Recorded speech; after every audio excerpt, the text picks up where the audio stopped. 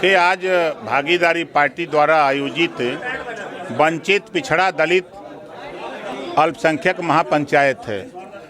हम प्रदेश में जो वंचित समाज है, आज़ादी के 75 साल में जिनको सामाजिक, आर्थिक, राजनीतिक, सांस्कृतिक क्षेत्रों में हिस्सा नहीं मिला है, उनको हिस्सा दिलाने के लिए एक पंचायत का कार्यक्रम रखे हैं। उसी पर्पज से इधर हम आए हैं। पूर्वी यूपी में तो आपका बढ़िया, पश्चिम में क्या करेंगे आप? इस तरह से अपना विस्तार। देखिए, पश्चिम में आप जो स्थिति पूरब देख रहे हैं वही स्थिति पश्चिम में है।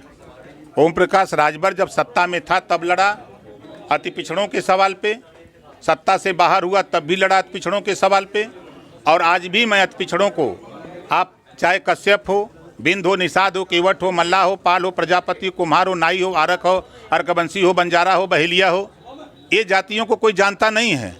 ये जातियां आज बड़ी तेज़ी से हम लोगों के साथ खड़ी हो गई हैं और ये जातियां अपने हक के लिए खड़ी हो गई हैं। तो आज जो हमारे बड़े भाई लोग हैं, जो मजबूत लोग हैं, उनको भी इस बात का एहसास हो गया है कि बगैर इनको साथ जुड़े हम आगे नहीं जा सकते। अच्छा राजभर जी, आपके आवाज पर लगातार एक लोग, शिवपाल यादव जी, चंद्रशेखर आजाद और ओवैसी लगातार मीटिंग करते हैं, लेकिन गठबंधन आपने अकेले कर नहीं। पिछले महीने ये तय हुआ कि 10 तारीख तक शिवपाल जी बात करेंगे और 10 तारीख के बात नहीं होती है तो एक आदमी बात करके पहले वहाँ चले, उस घर में एंट्री करे, तो फिर उसके बाद हमको जिम्मेदारी मिली तो 5-6 लोगों को लेके हम वहाँ गए, समझौते का ऐलान हुआ। हमारा आज भी प्रयास हो रहा है कि हम लोगों से कह रहे हैं कि आप 100 सीट लड़ने के बजाय आप 10 सीट पे लड़ो। 100 सीट लड़ करके आप एक भी नहीं जीत सकते हो और मोर्चे में रह करके 10 लड़के 10 जीत सकते हो। राजभर जी, जिस तरह से कृषि कानून रद्द किया है प्रधानमंत्री, क्या एनआरसी और सीएबी रद्द होगा? एक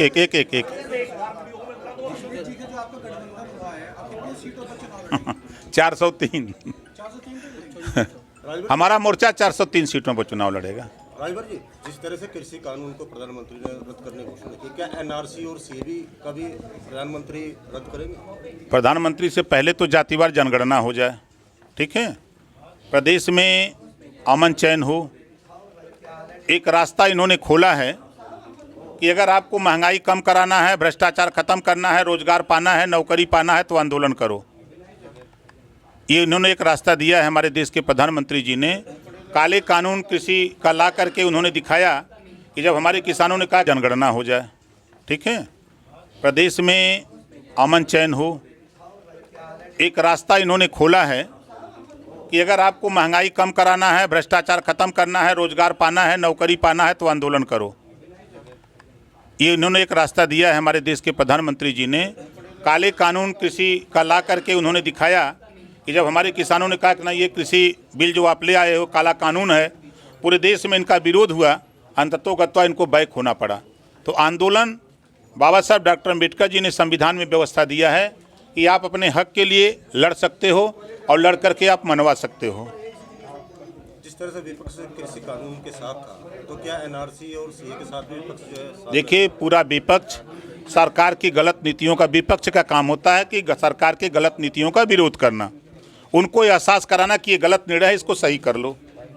तो अभी तो जो हम लोगों की लड़ाई है वो मकसद हमारा है कि प्रदेश में जातिवार जनगणना, 1931 की जातिवार जनगणना हुई है, 90 साल हो गया। संविधान में हर 10 साल पे जातिवार जनगणना होनी चाहिए, ये नहीं हो रहा है।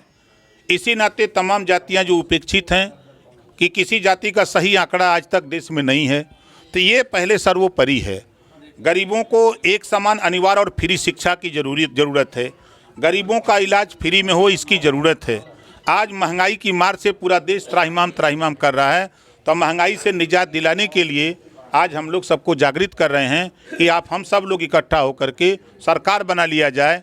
जो ये वैट लगा करके, टैक्स लगा करके हमसे आपसे वसूल रहे हैं, तो इस पर हम रोक लगा करके, अभी जैसे आपने देखा कि बाई इलेक्शन बीजेपी हारी तो 12 रुपया डीजल और पेट्रोल घटा दिया। एक कहा कि देखो हमको उपचुनाव हराए हो तो 12 रुपया किया हूँ कम, हमको उत्तर प्रदेश हरा दो तो हम आधा दाम कर देंगे। ये भारतीय जनता पार्टी ने संकेत दिया है। अच्छा, एलएलडी गठबंधन नहीं कर पा रही तो इससे उन्हें फायदा नहीं सकता? होगा गठबंधन, 100% होगा। अच्छा, जो आपके नेता आपके संपर्क में थे, क्या आज भी संपर्क में? बिल्कुल संपर्क में है।